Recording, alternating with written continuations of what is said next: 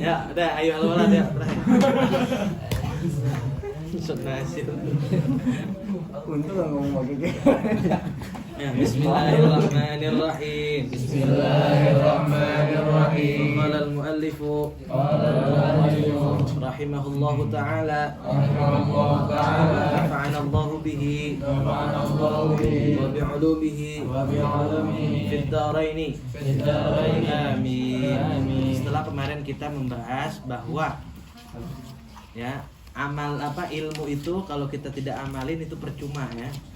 Bahkan masuknya surga kita selain dengan rahmat Allah itu dengan amalan ya. Nah, di sini ayyuhal walad, wahai anakku atau wahai muridku, kalau kata Imam Ghazali, wahai para azhari ya, para penghafal Quran yang di RTM, yang di Makuro.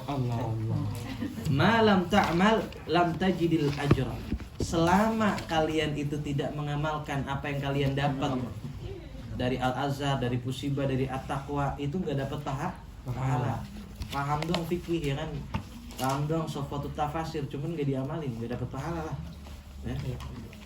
Hukia, ada sebuah riwayat atau cerita, anna rajulan min Bani Israel. Jadi ada seorang Bani Israel ini ya, orang abid ya, menyembah Allah, dia ini ahli ibadah. Dia menyembah Allah selama 70 tahun. Jadi Allah itu pengen ngetes dia. Ini dia nyembah Allah karena pengen surga, apa karena bener-bener lillahi ta'ala, apa ya karena Allah nyuruh saya ibadah, ya udah ibadah. Nah, tiba-tiba Allah itu pengen mengetes gitu ya. Ayyajluhu 'alal malaikah, pengen menampakkan posisi hamba ini atau seorang abid ini ya, kepada malaikat, pengen ngunjukin nih malaikat nih dia benar-benar ke ibadahnya. Akhirnya arsalallahu ilaihi malakan, Allah mengutus seorang malaikat. Malaikat ini dia kayak ngedonin man kan? Paham bro? Mental. Iya, ngedonin mental abid ini. Kalau kata malaikat gimana? Annahu ma'atilkal ibadah la yaliqu bihi dukhulal jannah. Katanya, nih, abid ya, ente dengan ibadah ente selama 70 tahun ente enggak masuk surga ente gitu. Digituin di ngedonin gitu ya. Akhirnya falamma balaghahu, ketika disampaikan ya tadi beritanya itu, kalau kata abid ini karena dia abid, cuman abid yang berilmu ya. Kalau kata dia apa? Nahnu khuliqna lil ibadah fayanbaghi lana an na'budahu. Nah, kami kan diciptakin ibadah itu emang kita diciptain untuk ibadah, bukan pengen surga gitu. Maka kita ya hendaknya kita beribadah gitu. Ini tasawuf seperti ini ya. Jadi tujuan kita ya Allah nyuruh kita untuk ibadah, tujuan kita Allah gitu, bukan surga gitu. Kalau kata abid gitu. Falamma raja'al malak, akhirnya malaikat ini balik lagi ke Allah gitu, laporan. Kalau kata Allah Subhanahu wa taala mengatakan gimana? Madza qala 'abdi? Gimana itu hamba saya bilang? Dia bilang apa gitu? Ilahi ya, ini tawaduknya malaikat ya. Sekelas malaikat aja ngomong seperti ini ya. Ilahi anta a'lamu bima qala ya kan. Allah, engkau yang tahu sebetulnya apa yang dikatakan hambaku ya. Faqala Allah taala, akhirnya Allah bilang, idzan huwa lam yu'rid an ibadatina fanahnu ma'al karam la nu'ridhu anhu ashhidu ya malaikati anni qad ghafartu lah ya. Nah, berarti kalau begitu, kalau kata Allah dia enggak berpaling dari tujuan ibadah itu ngarep ridho Allah. Ya udah, kalau kata Allah kami ini bersama mereka orang-orang yang orang-orang yang mulia, kami enggak bakal berpaling, dan saksikanlah wahai malaikat saya ini mengampuni hambaku ini. Masya Allah. Jadi tujuan kita beribadah itu bukan ngarep surga, ngarep pahala. Emang kita disuruh untuk ibadah, ya udah ibadah gitu ya. Ya meskipun ya kita itu ada amalan yang mesti kita kerjakan, tapi tujuan kita bukan banyaknya amalan itu ya.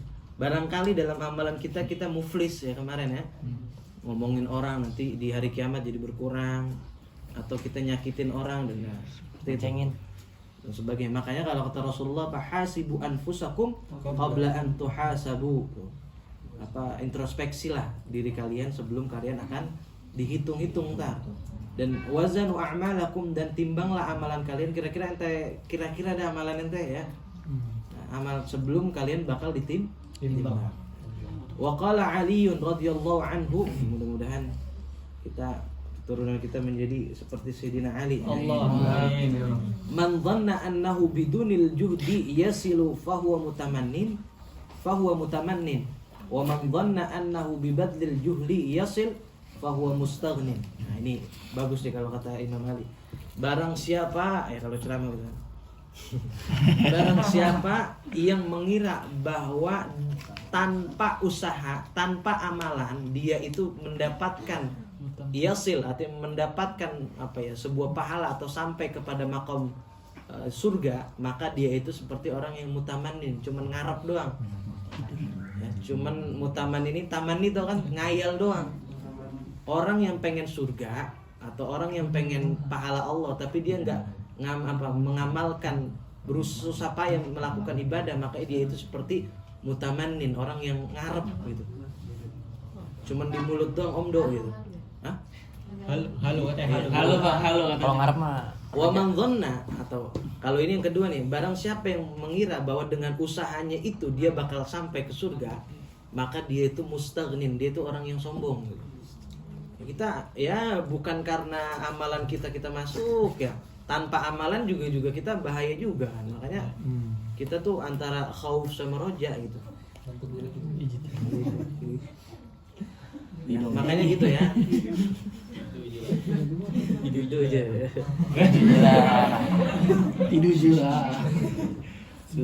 Nah, itu kalau kata Imam Ali, makanya ya jangan taksir di dalam amalan kita, jangan jangan mengurangi amalan kita. Kita kalau mau ngarep surga, ridho Allah, cuman kita ibadahnya nggak bersusah payah ya mutamannin, kita cuman halu gitu ya. Lah kok tahu? Nah, kalau kata Imam Hasan Al-Basri juga apa? Talabul jannati bila amalin dzanbun minadz dzunub. Mencari surga atau kita itu pengen surga tapi kita nggak ada amalan, itu termasuk dosa itu ya.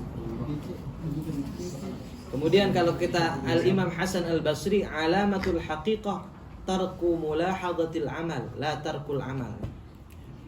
Di antara tanda apa ini? Alimul haqiqah atau alamatul haqiqati tarku mulahazatil amali la tarkul amali. Oh, jadi di antara tanda kita itu benar-benar kita itu hakikat itu menjadi ahli hakikat ya, menjadi ahli ibadah, menjadi ahli yang dekat kepada Allah, kita itu meninggalkan mulahazah itu apa mulahazah? Cari perhatian. Iya, kita nggak usah kita menyerahkan amalan kita udah karena Allah gitu, jangan pengen dilihat sama orang gitu. Bukan tarkul amal, bukan meninggalkan amalan. Kita udah serahin dia amalan itu kepada Allah Subhanahu wa taala. Kita udah nggak memperhatikan amalan ini itu diridhoin sama manusia atau tidak gitu ya. Tentunya kalau yang memperhatikan amalan memperhatikan kesahannya kita harus perhatikan. Maksudnya yang disuruh ditinggalin ini ngambil perhatian manusia seperti itu ya. Nah, jangan kita ngarep ngaji yang gara-gara pengen dipuji orang ya. Ngaji ada fulanah misalnya atau fulan gitu kan. Ngaji biar dikata begini udah.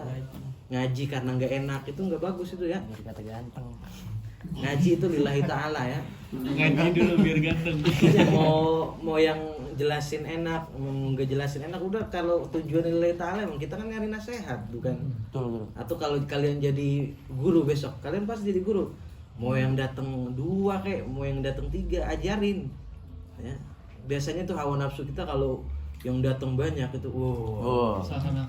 apa namanya? Serapil muridnya ada 70 gitu.